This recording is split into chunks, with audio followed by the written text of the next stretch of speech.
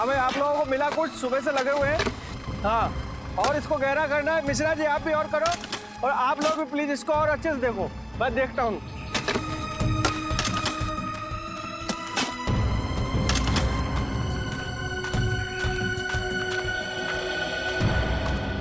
Sir, पिछले हफ्ते से ये मजदूर इस जगह ही खुदाई कर रहे हैं, लेकिन अभी तक कुछ हासिल नहीं हुआ है। तो सर, मेरी राय में हमें किसी दूसरी जगह पे खुदाई करनी चाहिए। और मेरी राय में तुम्हें कहीं और नौकरी करनी चाहिए, क्योंकि अब तुम्हें मेरे विश्वास पर यकीन नहीं है। नहीं सर, ऐसी बात नहीं है। बात दरअसल कुछ और है। सीधे सीधे कहो, क्या बात है? सर, वो 2-3 दिन से कुछ मजदूर अजीब सा बर्ताव कर रहे हैं। कैसा बर्ताव? सर, वो लोग बीमार होने लगे हैं और उनकी आंखों में एक भयानक सा रूप है। उन सबकी हालत कुछ अजीब सी हो गई है। और सर, सुनने में तो आया है कि एक मजदूर ने 2 लोगों पर जानलेवा हमला कर दिया है, इसलिए वो डर गए हैं और वापस जाना चाहते हैं। लेकिन तुम्हें डरने की कोई जरूरत नहीं है। सब कुछ प्लान के मुताबिक ही हो रहा है।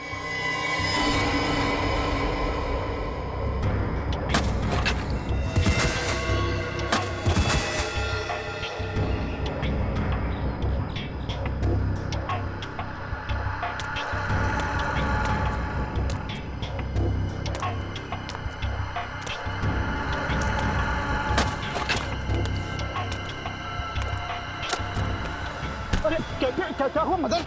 मदन, अरे मैं तुम्हारा दोस्त हूँ यार। मेरे तरफ से जरा क्या भी रहा मदन? सर, लगता है मिल गया। मदन, मैं तेरा दोस्त हूँ। मैं तेरा क्या भी रहा हूँ मदन? छोड़ मुझे मदन।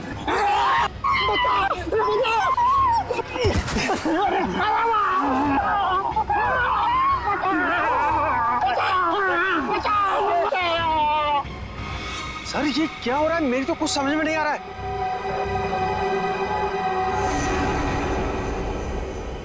तुम नहीं समझोगे। जाओ, मजदूरों से कह दो कि उनका काम हो गया है, अब वो जा सकते हैं। लेकिन जाएंगे कहां? वैसे भी अब उन्हें कोई नहीं बचा सकता।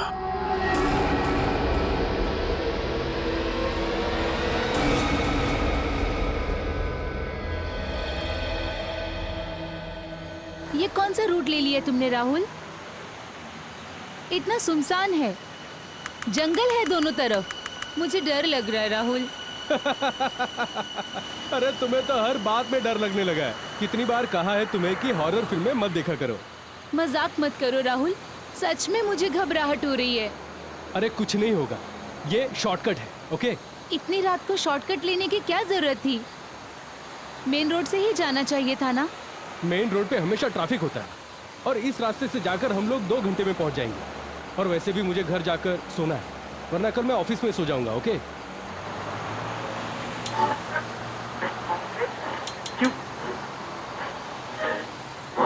उफ, यहाँ तो रेडियो का नेटवर्क भी गायब है। तुम आराम से सो जाओ नेहा, घर आने से पहले मैं तुम्हें जगा दूंगा। ओके? राहुल,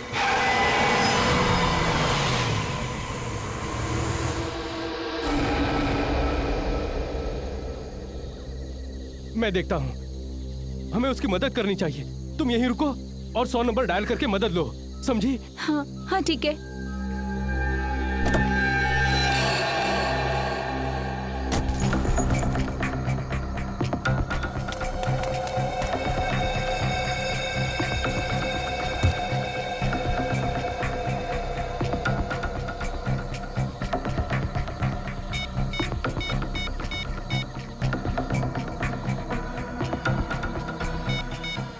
ओह नो, यहाँ पर तो नेटवर्क ही नहीं है।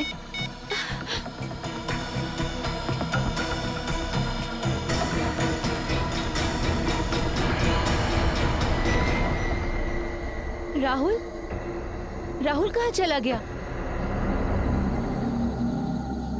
राहुल,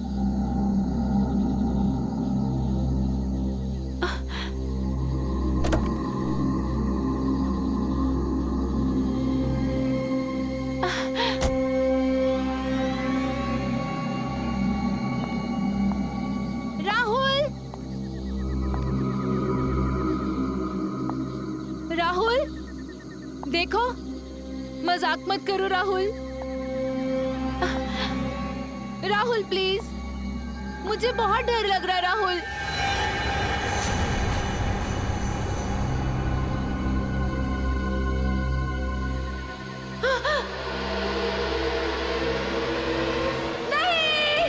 तो ये देखिए जुगनू का रिकॉर्ड। 3 साल पहले इसे पुलिस ने लूट के मामले में पकड़ लिया था और कोर्ट ले जाते वक्त ये पुलिस को चकमा देकर भाग गया। बस सर, उसके बाद से इसका कोई पता नहीं। मैं तो कहता हूँ इसे पाताल से भी एसीपी साहब, एसीपी साहब। कहिए, एसीपी साहब तो यहाँ पे नहीं है, हम क्या मदद कर सकते हैं आपकी? हमारा बेटा श्याम गायब है। हमने उसे सब जगह ढूंढा लेकिन कहीं भी नहीं मिला। वो आप ही हमारी मदद कर सकते हैं, उसे ढूंढ कर आप ही ला सकते हैं, हमारी मदद कीजिए। प्लीज एक मिनट, आप प्लीज रेडी आइए। अब बताइए कि क्या हुआ था? हम दोनों बाहर गए हुए थे। 10 दिन बाद जब लौटे तो देखा शाम का कोई पता नहीं सर। आपने पड़ोसियों से या फिर शाम के दोस्तों से पूछताछ की थी? वही तो अजीब बात है। हम लोग शहर से दूर फार्म हाउस में रहते हैं। जब हम लोग वहां से लौटे तो हमने देखा कि आसपास कोई भी नहीं है। ऐसा कैसे हो सकता है? एक साथ सबके सब कैसे गायब हो सकते हैं? सर मेरा बेटा राहुल और उसकी पत्नी कल रात गोवा से घर के लिए चले थे लेकिन अभी तक नहीं पहुंचे सर। आपने आखिरी बार कब बात की थी उन दोनों से? आखिरी बार जब मैंने उनसे बात करी तो राहुल ने कहा था कि हम बिंदलपुर जंगल के आसपास हैं और 3-4 घंटे में घर पहुंच जाएंगे, लेकिन अभी तक नहीं पहुंचे सर। बिंदलपुर जंगल? हमारा फार्म हाउस तो वहां से कुछ ही दूरी पर है। सर इतने सारे लोग इस इलाके से गायब हो गए? सर ये कोई इत्तेफाक नहीं हो सकता। आप और भी इत्तेफाक तो नहीं हो सकता। रेडी, मोबाइल कंपनी में फोन करके पता करो कि राहुल ने आखिरी बार जब अपने पिताजी से बात की थी तो वो कहां पे था, और आप हमें राहुल और नेहा की फोटोज दीजिए और साथ ही साथ उस कार का नंबर जिससे वो ट्रैवल कर रहे थे।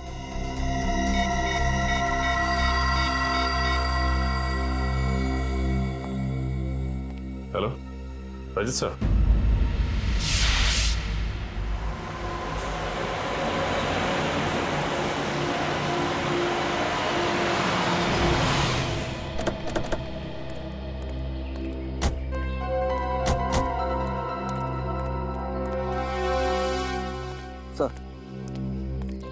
जब आप लोग आए थे तो आपने किसी आदमी को यहाँ देखा? नहीं सर, यहाँ सिर्फ गाड़ी खड़ी थी, आदमी तो कोई भी नहीं था। सर नंबर तो वही है, ये राहुल की गाड़ी है। और ये अजीब बात है, इतने सुनसान इलाके में गाड़ी को ऐसे बीच सड़क में खड़ी करके वो बाहर निकल के गए कहाँ? सर हो सकता है उनकी गाड़ी खराब हो गई हो और वो लोग गाड़ी से बाहर किसी से लिफ्ट मांगने के लिए उतरे हो। हो सकता है। पंकज देखो गाड़ी में क्या प्रॉब्लम। पूर्वी तुम आसपास छानबीन करो। सर हाँ? गाड़ी का दरवाजा तो खुला हुआ है और ये चाबी भी लगी हुई है। ट्राई करो।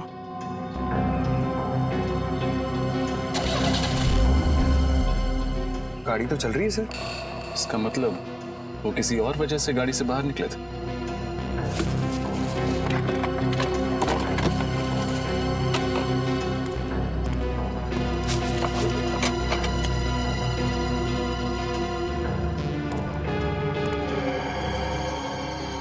आखिरी कॉल 3:22 पर 100 नंबर पर किया गया था। इसका मतलब ये लोग बहुत मुसीबत में थे और इन्हें मदद की सख्त जरूरत थी, लेकिन क्योंकि इस एरिया में नेटवर्क नहीं है ये कॉल लगा ही नहीं। सर हाँ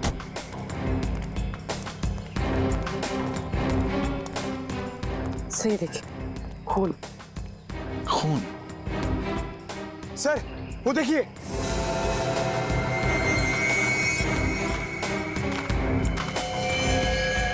सर जरूर राहुल और नेहा में से किसी एक को चोट लगी हुई और वो लोग किसी वजह से जंगल की ओर चले गए। उन्हें मदद चाहिए, जल्दी से ढूंढते हैं उन्हें। चलो।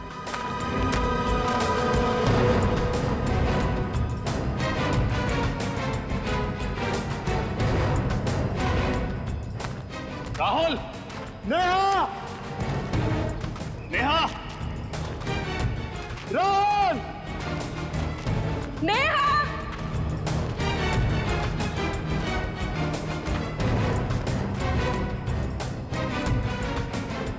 सर, यहाँ तो खून का ट्रेल भी खत्म हो जाता है। अब इस जंगल में राहुल और नेहा को ढूंढेंगे कहाँ? किसी भी तरह उन्हें ढूंढना तो होगा। और से देखो, कोई ना कोई सुराग जरूर मिलेगा। राहुल! नेहा, नेहा!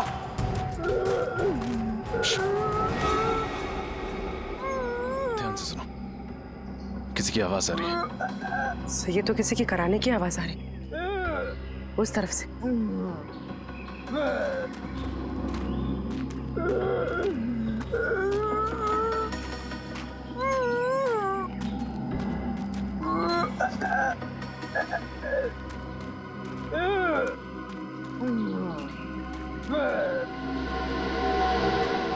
पंकज, इस लाश को फोरेंसिक लैब भिजवाने का इंतजाम करो, लेकिन उससे पहले राहुल को हॉस्पिटल पहुंचाना होगा। पूर्वी, तुमने ब्यूरो में फोन करके इन्फॉर्म कर दिया? जी सर। सर, मुझे समझ में नहीं आ रहा, राहुल और नेहा को हुआ क्या है? पहले राहुल को बचाना होगा, फिर नेहा को ढूंढना होगा, तभी पता चलेगा कि सबके पीछे कौन है और इन्हें हुआ क्या है।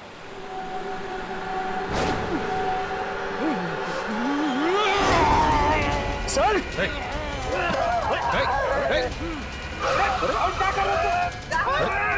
राहुल!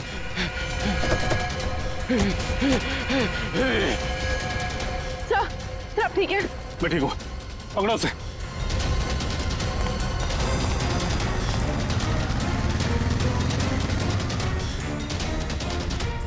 सर, भाग गया सर।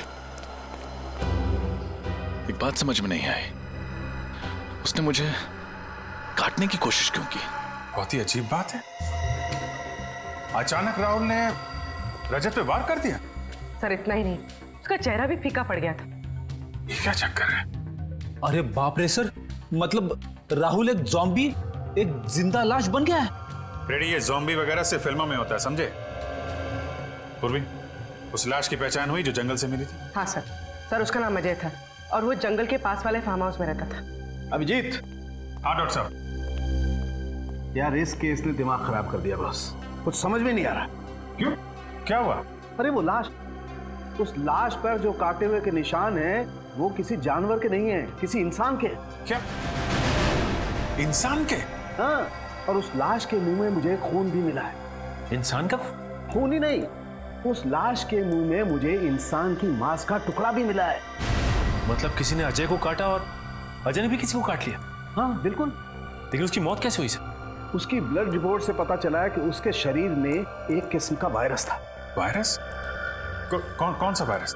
ये तो मेरे भी समझ में नहीं आ रहा। मैंने इस किस्म का वायरस कभी देखा सुना ही नहीं। इनफैक्ट उसकी मौत भी इस वायरस की वजह से ही हुई। तो डॉक्टर साहब, जल्दी से वायरस के बारे में पता लगाइए, मामला बहुत गंभीर है। हाँ, मैं कोशिश कर रहा हूँ अभिजीत। इनफैक्ट मैंने एक वायरोलॉजी और जेनेटिक एक्सपर्ट को भी बुलाया, देखते हैं वो कुछ मदद कर सकता है क्या। मैं ठीक है, तब तक हम लोग ये पता लगाते हैं कि वायरस अजय के शरीर में आया कहां से। यहाँ के एक एक चीज को ध्यान से चेक करो। ये पता लगाना बहुत जरूरी है कि अजय और बाकी के लोगों को इन्फेक्शन कैसे हुआ।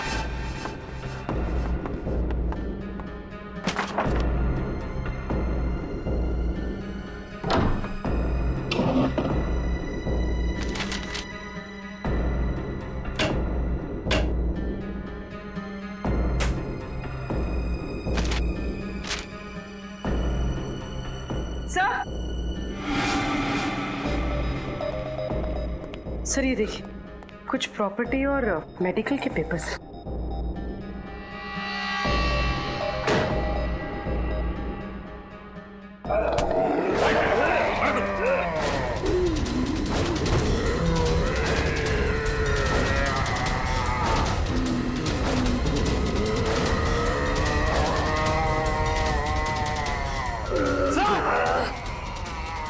सचिन,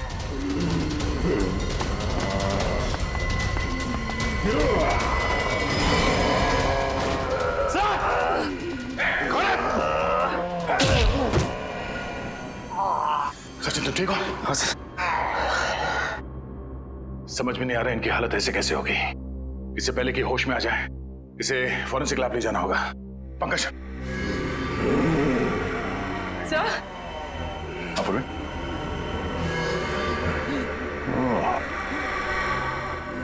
इससे पहले कि ये लोग अंदर आए हमें यहां से निकलना पड़ेगा। चलो संभाल के आ जाओ, जल्दी संभाल के जल्दी।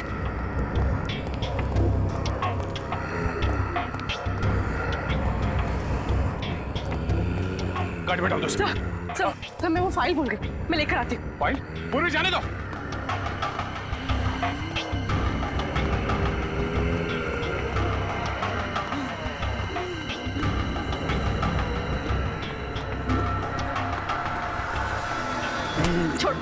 छोड़ो मुझे, छोड़ो। पूरे निकलो यहाँ से। चलिए।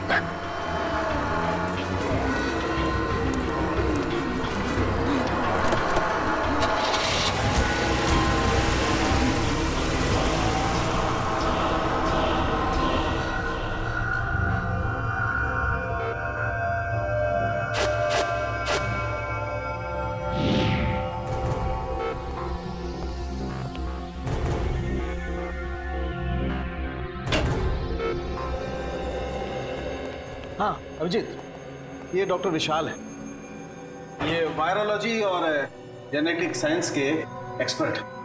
हाँ तो क्या क्या पता चला आपको डॉक्टर विशाल? ये जो मैं देख रहा हूं उस पर मुझे यकीन नहीं हो रहा है। ये नामुमकिन है। नामुमकिन? क्या? जैसे कि इन मरीजों को बहुत ज्यादा भूख लगना, गुस्सा आना, सोचने की क्षमता खत्म हो जाना, शरीर का फीका पड़ना और वायलेंट बिहेवियर, ये सब ऐसे वायरस के लक्षण हैं जो अब नहीं पाए जाते, एक्सटिंक्ट हैं। पर ये कौन सा वायरस है?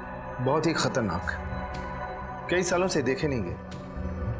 करीब 200 साल पहले एक छोटे से गांव में एपिडेमिक फैला था। वो बीमारी कुछ ऐसी ही थी और मरीजों के लक्षण भी। उस वक्त ये वायरस आया कहां से होगा? कहा जाता है कि यह वायरस किसी खूंखार जानवर में था और उसने एक गांव वाले को काट लिया। उसके बाद बहुत तेजी से इंसान में फैलने लगा। इतने साल पहले विलुप्त हो चुका वायरस ये अचानक वापस कहां से आ गया? इसका कुछ इलाज है डॉक्टर साहब? नहीं अभिजीत, अभी तक तो इसका कोई इलाज नहीं, लेकिन हमें रिसर्च करके कोई ना कोई एंटीडोट ढूंढना पड़ेगा। इस वायरस का कोई ना कोई इलाज निकालना पड़ेगा जिससे इन लोगों को बचाया जा सके, जिससे इस वायरस का असर खत्म हो सके।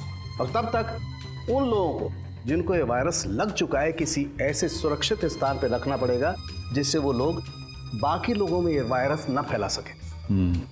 वैसे शरीर में जाने के बाद इस वायरस का असर कितनी देर में शुरू होता है? इन्फेक्शन होने के बाद इंसान सिर्फ 48 घंटे तक जिंदा रह सकता है और इस वायरस के लक्षण करीब 4 घंटे में दिखाई देने लगते हैं।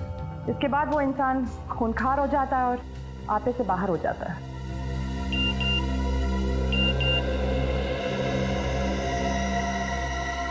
सर इस वायरस वाली बात का मीडिया को पता चल गया है और आम लोगों को ये बात पता चल गई तो दहशत फैल जाएगी सर। माय गॉड सचिन, ये मीडिया वालों और पत्रकारों को समझाना पड़ेगा। ये खबर संभाल के पब्लिक के बीच में लाएं। अफवाहें फैल गई तो अफरा तफरी मच जाएगी। पूर्वी प्रेस कॉन्फ्रेंस बुलाओ, मैं एसीपी साहब को फोन करता हूं। सर, हमारे शहर में एक ऐसा वायरस फैला है जिससे शहर के लोगों को जिंदा लाशें बनाया जा रहा है। जिंदा लाश। हम सीआईडी वाले पूरी तरह से चौकन्ने और इस वायरस को फैलने से रोकने के लिए पूरी कोशिश कर रहे हैं हम लोग। सुना है कि ये इन्फेक्शन काफी तेजी से फैल रहा है, आप इसे रोकेंगे कैसे? उल्टा मैं आप लोगों से अनुरोध करूंगा, विनती करूंगा कि आप लोग हमारी मदद करें, लोगों को हिम्मत देने में, शांति बनाए रखने में और अफवाहें ना फैलने में। लेकिन ये सब हुआ कैसे? असली वजह सामने आई नहीं है अब तक, लेकिन हमारी इन्वेस्टिगेशन जारी है। तो जनता को अपनी सुरक्षा के लिए क्या करना चाहिए? देखिए, अपने घर के दरवाजे खिड़कियां बंद रखें, हो सके तो घर से बाहर ना जाएं। और हाँ, किसी भी अनजान आदमी को अपने घर के अंदर आने ना दें। Thank you very much.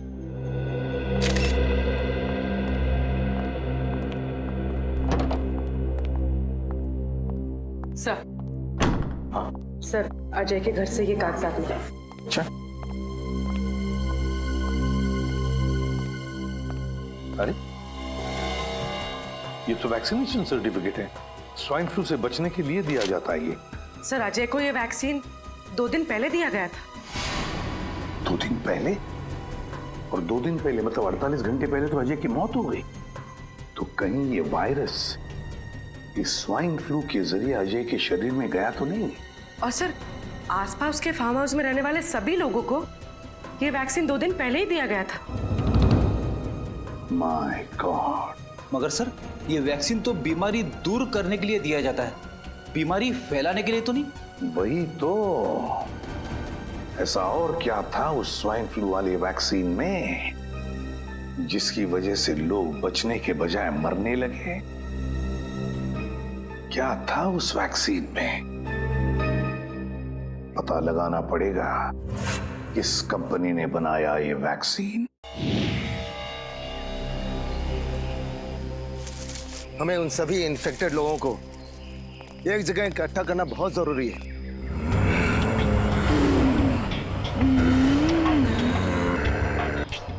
ताकि इन्फेक्शन किसी और में ना फैले।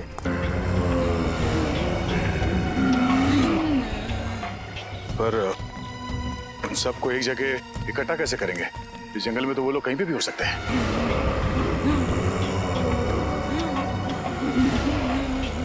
वो इस समय इंसान के मांस और खून के लिए तड़प रहे हैं। वो लोग भूखे हैं और उनके सूंघने की शक्ति बहुत तेज है। वो किसी न किसी इंसान पर हमला जरूर करेंगे।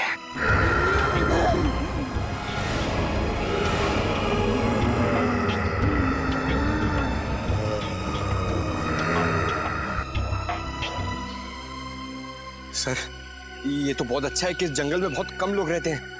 अगर ये हादसा शहर में होता तो हम इस वायरस को कंट्रोल ही नहीं कर पाते। इस जंगल में इंसान कम है, इसलिए उनकी भूख और बढ़ चुकी है।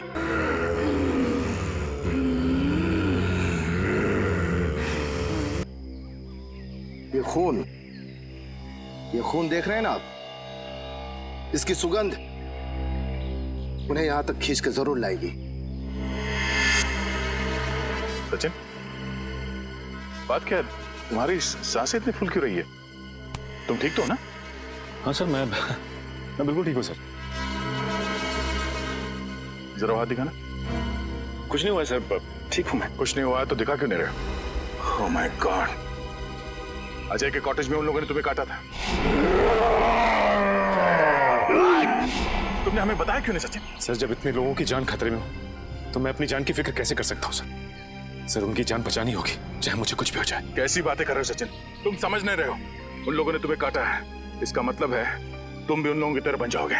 सर, लेकिन इन्फेक्शन का असर 4 घंटे के बाद ही होता है, और इन 4 घंटों में मैं अपनी ड्यूटी करते रहना चाहता हूँ सर। और 4 घंटों के बाद क्या?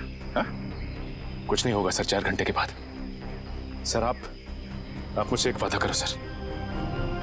कैसा वादा? सर, मैं नहीं चाहता कि मैं किसी की मौत का कारण बनूं, और इससे पहले कि ये लक्षण मुझ में आ जाए, आप वादा कीजिए कि आप मुझे गोली मार देंगे। गोली मार दो?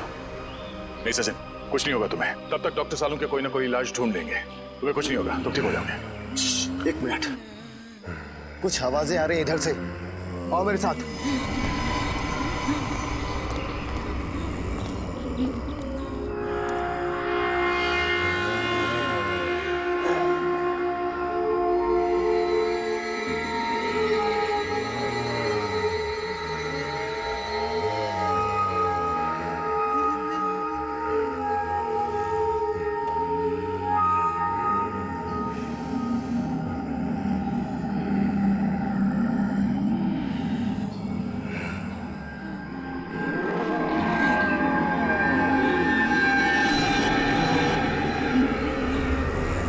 आवाजें तेज हो रही हैं। लगता है इस खून की सुगंध उन लोगों तक पहुंच चुकी है। अब हम क्या करें? इस खून के सुगंध से वो लोग हमारा पीछा करते करते उस पास वाले फार्म हाउस तक आ जाएंगे और हम लोग उसी फार्म हाउस उन्हें कैद कर देंगे। जल्दी चलो।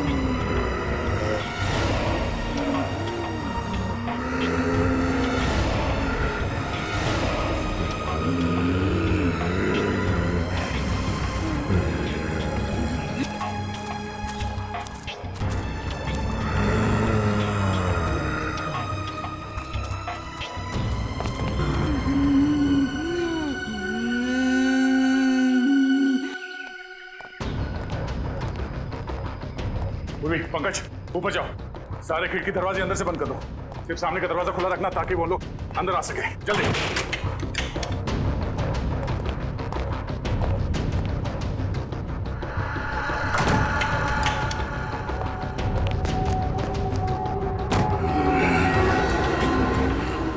बंद हो गया, चलो।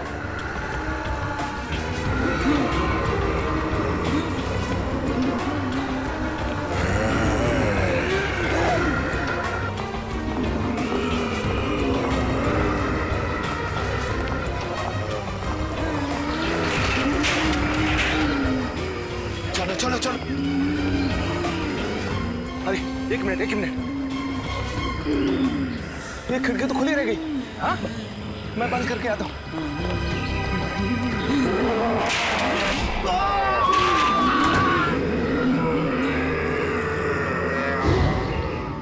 वायरस? क्या कह रहे हैं आप? मैं ऐसे किसी वायरस के बारे में नहीं जानता। मुझे तो समझ में नहीं आ रहा आप क्या कह रहे हैं। झूठ! आपके कंपनी के बनाए स्वाइन फ्लू वैक्सीन में से ही ये वायरस फैला है, समझे? नहीं सर, पिछले हफ्ते ही उस वैक्सीन का एक बहुत बड़ा बैच हमारे गोदाम से चुराया गया था। ये लो, कहानियां बनाना शुरू। नहीं सर, ये देखिए, मैंने तो पुलिस कंप्लेन भी की थी। सर वैक्सीन चुराने वाले ने ही उसमें वायरस मिलाया होगा। ये वायरस कितना खतरनाक है पता है तुम्हें? पता है सर, दरअसल उस वैक्सीन को खोजना ही हमारे कंपनी का सीक्रेट मिशन था और 3 साल पहले हमने उसकी खोज की थी। कहाँ से की थी खोज? सर मुंबई से 500 किलोमीटर दूर एक छोटा सा गांव है जहाँ 200 साल पहले लोग रहा करते थे। एक एक करके उस वायरस की वजह से लोग मर गए। तो फिर तुम्हारे इस प्लान में कामयाबी क्यों नहीं मिली? दरअसल रिसर्च करते समय ये एहसास हुआ हमें कि ये वायरस कितना खतरनाक है और इसे कंट्रोल नहीं किया जा सकता। कितने लोग जानते थे इस वायरस के बारे में? 5 लोगों को इस वायरस के बारे में पता था और सबसे ज्यादा डॉक्टर सुरेश, हमारे कंपनी के साइंटिस्ट को। डॉक्टर सुरेश? कहाँ है इस वक्त डॉक्टर सुरेश? बहुत बदबू आ रही है। फ्रेडी, देखो जरा, देखो कहां से बदबू आ रही है। ये सर।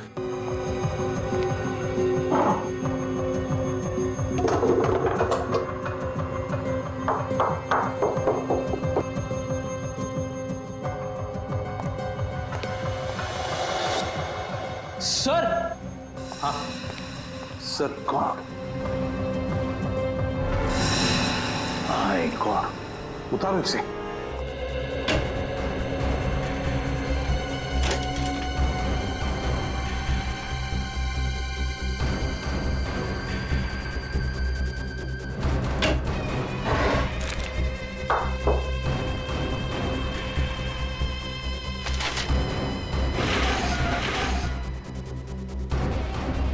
ये क्या?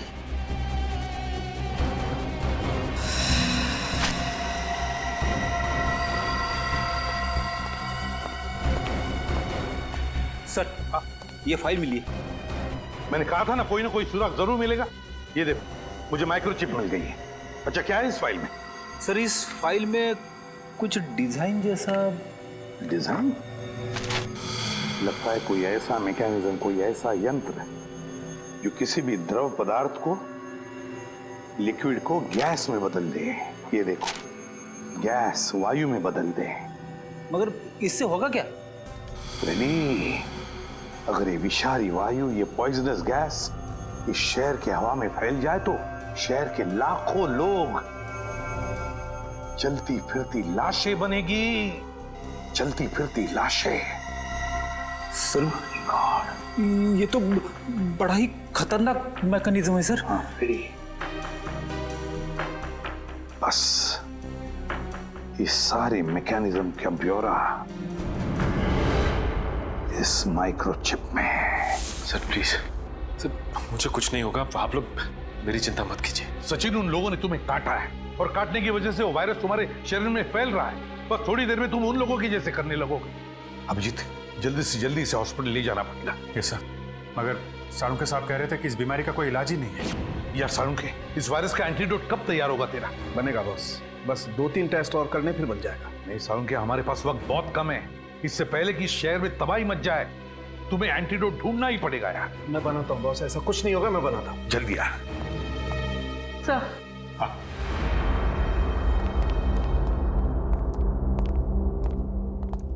सर इस माइक्रोचिप में मुझे एक बिल्डिंग का ब्लूप्रिंट मिला है और सर मैंने डिटेल्स निकाले तो पता चला ये बिल्डिंग जेबी नेचुरल गैस प्लांट है। क्या?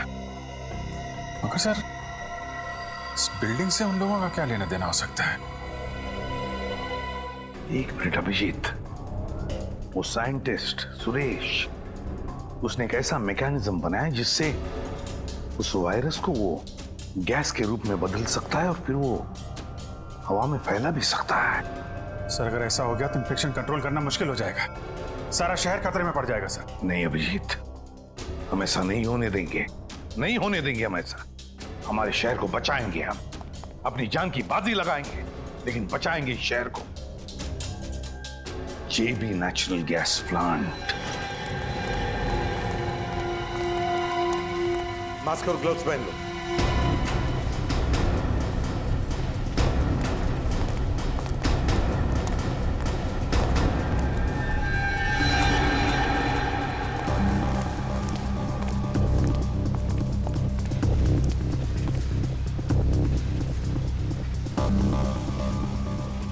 सर ये तो मर चुका है, इसकी गर्दन तोड़ के इसे मारा गया। रजत, लगता है खूनी हमसे पहले यहां पहुंच गया।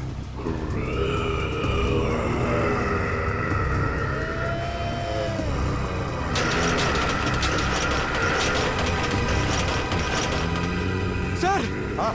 इन्फेक्टेड लोग, इन्फेक्टेड लोग।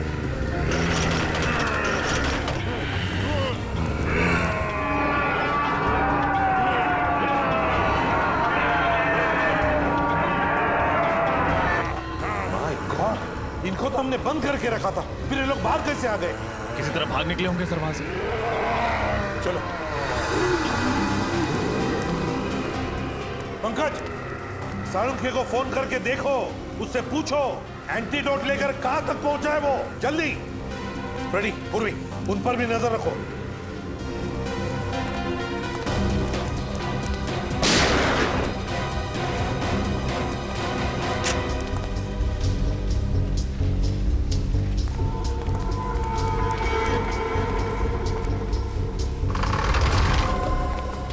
कहां पर है वो लोग? वहां पे है सर। सचिन सर की हालत कैसी है? सचिन अब ठीक है, इस वायरस का इलाज हमने ढूंढ लिया है, एंटीडोट रेडी है। देखो, जो वायरस इन लोगों के शरीर में है, हमने उसका जेनेटिक कंपोजिशन बदल दिया है। अब हमने जो इंजेक्शन तैयार किया है, एंटीडोट, वो इन लोगों के शरीर में इंजेक्ट करेंगे, ये ठीक हो जाएंगे। लेकिन साळुंखे साहब, ये एंटीडोट हम इतने सारे इन्फेक्टेड लोगों को लगाएंगे कैसे?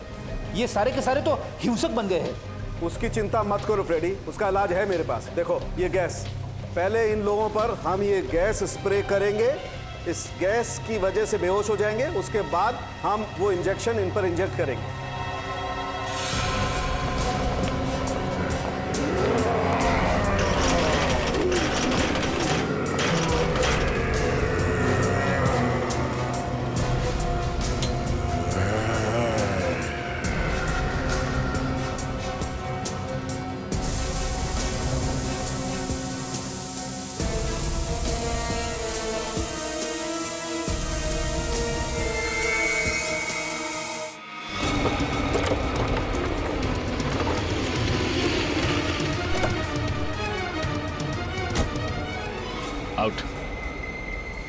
आउट।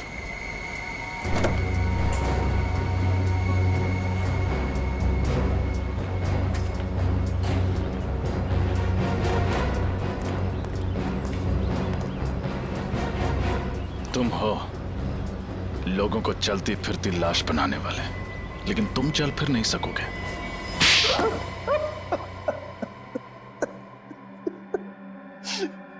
हाँ, मैं इस शहर को चलती फिरती लाश बना देना चाहता था। क्यों किया तुमने ये घिनौना काम?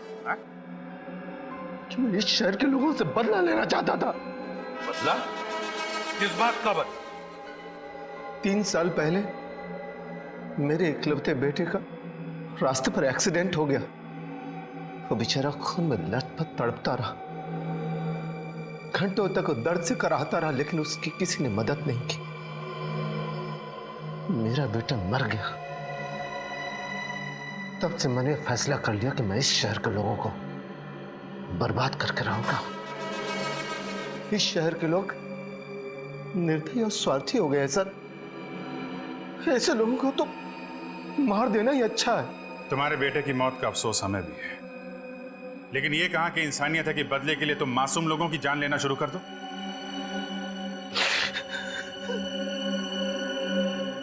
ये वायरस तुम्हें मिला कहां से? सुरेश की लेबोरेटरी से। जब हमें पता चला कि इस प्रोजेक्ट पर काम बंद हो गया है, तो सुरेश ने काफी मात्रा में वो वायरस उस लेबोरेटरी से चुरा लिया। फिर हमने उस वायरस को स्वाइन फ्लू के वैक्सीन में मिलाकर कुछ लोगों पर टेस्ट किया, ताकि हमें यकीन हो जाए कि ये वायरस उसी तरह काम करता है या नहीं। मगर तुम खुद उस वायरस से कैसे बचे? हाँ? तुम्हें तो उन लोगों ने घेर लिया था। उस वायरस का एंटीडोट मैंने पहले से ले रखा था, इसलिए उन लोगों को काटने का भी असर मुझ पर नहीं हुआ। और सुरेश, उसका खून क्यों किया? सुरेश डर गया था। वो डर कर मेरा साथ छोड़ देना चाहता था। मुझे लगा कि कहीं वो मेरे बारे में किसी को बता नहीं दे, इसलिए मैंने उसे भी मार डाला। 2 खून किए तुमने, वैश्यपन की सारी हदें पार कर दी, लाखों लोगों को जिंदा लाशें बनाकर इस शहर को तबाह करना चाहा। तुम्हें तो फांसी ही होगी, फांसी।